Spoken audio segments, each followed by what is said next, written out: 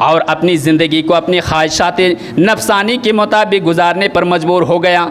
मेरे भाइयों, लेकिन उस वक्त अफसोस करने से हमें क्या फ़ायदा? अफसोस तो दुनिया में ही हमें करना है। अफसोस करने के बाद दिल के अंदर एहसास करके रसूल को भी मानना है, अल्लाह की भी इताअत हमें करनी है। कहाँ कामयाब हो रहे हैं? जवानी गुजर रही, गुजरने दीजिए। अल्लाह कह रहा तो जवानी तो गुजरेगी, अधेड़ की उम्र भी गुजर जाएगी, लेकिन उस ज़िंदगी के बारे में सोचिए जो एक दिन बहुत लंबा दिन होगा। एक दिन काटना, एक दिन गुजारना बहुत ज़्यादा मुश्किल हो जाएंगे। मेरे भाइयों, समझने की कोशिश करें और अल्लाह की इताअत करें। अल्लाह रब्बुल आलमीन कल क़यामत के दिन हमें अगर इताअत करेंगे तो कल क़यामत के दिन हमें जन्नत देगा। आज बहुत सारे लोग ऐसे हैं कि उम्र बीतती जा रही है, नमाज से हम महरूम हो रहे हैं। अल्लाह ने हमें तौफीक नहीं दी है। अल्लाह तौफीक हमें नहीं दे रहा है कि मस्जिद में हय्या अला सलाह और हय्या अला सलाह की सदा हो रही है, हम दुकानों में बैठे हुए हैं और चौराहे में बैठे हुए हैं, सड़कों में खड़े हैं, लेकिन एहसास तक नहीं होता है कि हम मुसलमान हैं। एहसास तक नहीं होता है कि हम मुसलमान हैं। मेरे भाइयों, आज हमारा क्या ख्याल है कि हम मुसलमान के घराने में पैदा हुए हैं, कलमा पढ़ लिया, मुसलमान हो गए हैं, मुसलमान हो गए, हम कल क़यामत के दिन हम जन्नत का हकदार हो जाएंगे। ऐसा ही हमारा एहसास और ख्याल है कि कल क़यामत के दिन कोई मुआखज़ा नहीं होगा, हमारी कोई गिरफ्त नहीं होगी और कोई पकड़ नहीं होगी। डायरेक्ट अल्लाह रब्बुल आलमीन कलमा की बदौलत हमें जन्नत नसीब कर देगा। ऐसी कोई बात नहीं। आप अगर तारीख पढ़ेंगे तो मोहतरम दोस्तों, आपको मालूम होगा लूत अलैहिस्सलातु वस्सलाम नेक थे, लेकिन उसकी वाइफ, उसकी बीबी जहन्नमी है। हजरत लूत अलैहिस्सलातु वस्सलाम की बीबी, मेरे भाइयों, क्यों कि हजरत लूत अलैहिस्सलातु वस्सलाम जबकि मुसलमान हैं, अगर घराने पे के बदौलत अगर जन्नत मिल जाती तो लूत की बीबी को भी जन्नत मिलती। मेरे भाइयों, अगर घराने के ताल्लुक से अगर जन्नत और जहन्नम का फैसला होता तो फ़िरौन के घर में भी उसकी बीबी पल रही थी, वो जन्नती थी। मेरे भाइयों, घराने से कोई मुसलमान नहीं होता है, घराने से कोई मोमिन नहीं होता है। मोमिन बनना पड़ता है, ईमान लाना पड़ता है, तभी जाकर कल क़यामत के दिन हम कामयाब हो सकेंगे। मेरे भाइयों, आज हम कामयाब होना नहीं चाहते हैं। दुनिया की कामयाबी हमारे लिए कामयाबी है, लेकिन याद कीजिए कुरान ने क्या कहा है, फमन जुहज़िहा अनिन नारि व उदखिलल जन्नह फ़क़द फ़ाज़। मोहतरम दोस्तों, अल्लाह कह रहा है जो शख्स अपने आप को दुनिया के अंदर अल्लाह की इताअत करते हुए और रसूल की फरमाबरदारी करते हुए ज़िंदगी गुजारते हैं, अल्लाह कल क़यामत के दिन उस बंदे से खुश हो जाएगा। अल्लाह कह रहा है कि जो अपने आप को जहन्नम से बचा लेगा और जन्नत में दाखिला करवा लेगा, वही कामयाब लोगों में होगा। आज हम कामयाबी किसको शुमार करते हैं? बिल्डिंग हमारे सामने आ जाए, घर बहुत बड़ा हो जाए, घर के सामने अगर गाड़ी खड़ी हो जाए तो हम कामयाब लोगों में शुमार करते हैं। आम दस्तूर है कि कामयाब कौन लोग हैं? जिसके पास दौलत है। लेकिन अल्लाह के नज़दीक कामयाब वो लोग होते हैं जो शख्स अपने आप को जहन्नम से बचा ले और जन्नत में दाखिला करवा ले, वही लोग कामयाब होंगे मेरे भाइयों। और जहन्नम से कौन लोग बचेंगे? अल्लाह के नबी से पूछा गया कि अल्लाह के नबी, कौन लोग जहन्नम में जाएंगे? तो अल्लाह के नबी ने कहा जो बदवक्त हैं वो ही लोग जहन्नम में जाएंगे। जो बदवक्त हैं वही लोग जहन्नम में जाएंगे। जहन्नम के बारे में हौलनाकियाँ बताने के बाद अगर वो सही रास्ते पर गामज़न होने के लिए तैयार नहीं हो रहे हैं, वैसे ही लोग जहन्नम में जाएंगे।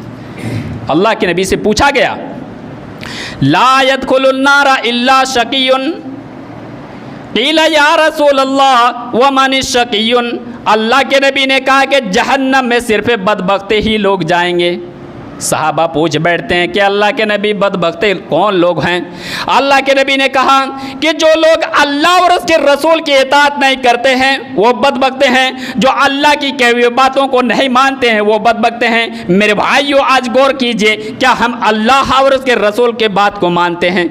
अगर नहीं मानते हैं तो रिजल्ट यहाँ आपके सामने आ जाएगा कि हमारा अंजाम क्या होने वाला है, हमारा ठिकाना क्या है। मेरे भाइयों, नबी का फरमान है कि अगर अल्लाह की इताअत कर रहे हैं तो जहन्नम से आपको छुटकारा मिल जाएगा, जन्नत में आपका दाखिला होगा। और अगर नबी का नाफरमान है तो आपका अंजाम और ठिकाना तो वही जहन्नम है, वही जहन्नम है। मेरे भाइयों, आज हम अल्लाह और उसके रसूल की इताअत से कोसों दूर हैं, बहुत ज़्यादा दूर हैं। आज हम यही ख्याल करते हैं दुनिया में बहुत सारी परेशानियाँ आ रही है, क्या है, क्यों परेशानी आ रही है? हर इंसान शिकायत करते हैं कि क्या बताऊं मौलवी साहब, एक बीमारी से मैं छुटकारा पाता हूं, दूसरी बीमारी मेरे घर में, एक मुसीबत आती है, दूसरी मुसीबत जाती है, फिर आती है, फिर जाती है, यानी मुसीबत के ऊपर मुसीबत आन पड़ रही है मेरे घरों में। क्या वजह है, क्यों है, क्या है? अल्लाह रब्बुल आलमीन का फरमान है कि मोमिन परेशान होंगे दुनिया में, लेकिन उसका बदला भी अल्लाह रब्बुल आलमीन देने वाला है। क्या है? आज हम मोमिन हैं, मुसलमान हैं, अल्लाह का वादा है, अल्लाह रब्बुल आलमीन का फरमान है कि व अंतुमुल आलौना इन कुंतुम मोमिनिन, तुम्हारी शान होगी, तुम्हारी पहचान होगी, तुम्हारी इज्जत होगी, तुम्हारा वक़ार दुनिया में होगा अगर तुम मोमिन होकर रहोगे। अगर तुम ईमानदार होगे तो तुम्हारा वक़ार भी रहेगा, तुम्हारी शान भी रहेगी, तुम्हारी पहचान भी दुनिया के अंदर बनी रहेगी। लेकिन आज बरक से हो रहा है कि दुनिया में आज बरक से क्या हो रहा है कि गैर कौम हम पर हावी हो चुकी है, गैर कौम हम पर हावी हो चुकी है। अगर सोशल मीडिया आप देख रहे हैं, अगर आप यूट्यूब वगैरह चला रहे हैं या सोशल मीडिया से अगर ताल्लुक़ रखते हैं तो मालूम होगा कि अभी सरकार क्या निकाल रही है कि 80,000 मदरसों को अभी बंद किया जा रहा है। 80,000 मदरसों को बंद किया जा रहा है, मुसलमानों को दबोचा जा रहा है और तरह तरह की परेशानियां उनके ऊपर आन पड़ रही है। और आज हम यही शुमार करते हैं कि हमारी तादाद बहुत कम है।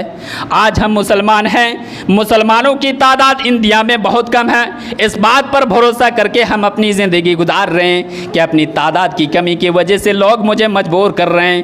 मेरे भाइयों, मदरसा है, आज बहुत मदरसे ऐसे हैं कि मुसलमान ही बंद करने की कोशिश में लगे हुए हैं। लेकिन याद रखिए, वही मदरसे की वजह से दुनिया में आपका ईमान मजबूत रहेगा, आपके बच्चे के ईमान मजबूत रहेंगे। आज रिजल्ट आपका क्या आने वाला है, चंद दिनों के बाद आपको सुनाई देगा कि 80,000 मदरसों को दुनिया के आज इंडिया के अंदर से बंद किया जा रहा है। अफसोस है कि हम कम तादाद में है, यही सोच रहे हैं कि मुसलमान हम लोग कम हैं, मुसलमान कम हैं। कमी की वजह से अल्लाह रब्बुल आलमीन कामयाबी नहीं देता है, कामयाबी देता है, ऐसी कोई बात नहीं है। आपको जंग बदर के बारे में आपको मालूम होगा, तारीख आपने पढ़ी होगी तो आपको मालूम होगा कि जंग बदर, गज़वे बदर के अंदर मुसलमानों की तादाद क्या थी? 313। और कुफ़ार मक्का की तादाद कितनी थी? 1000। अब भला बताइए, अगर किसी इंसान से पूछा जाए कि 1000 ज़्यादा है या 313 ज़्यादा है, तो वो इंसान जवाब देगा कि नहीं, 1000 ज़्यादा है। मेरे भाइयों, ज़्यादा तादाद कितनी थी? तो कुफ़ार मक्का की तादाद थी। और मुसलमानों की तादाद कितनी थी? 313 थी। लेकिन याद कीजिए, 313 में लड़ने वाले सिर्फ 200 थे और 113 छोटे छोटे बच्चों को मिलाकर 313 गिनती कर ली गई थी। यानी 313 अगर मान लिया जाए, तारीख पढ़ेंगे तो मालूम होगा कि 313 को अल्लाह रब्बुल आलमीन ने फतह दिया। और शिकस्त किन को मिली? 1000 लोगों को शिकस्त दे दी देगी। हार किन को मिल जाती है? हार किन को और जीत किन को मिल जाती है?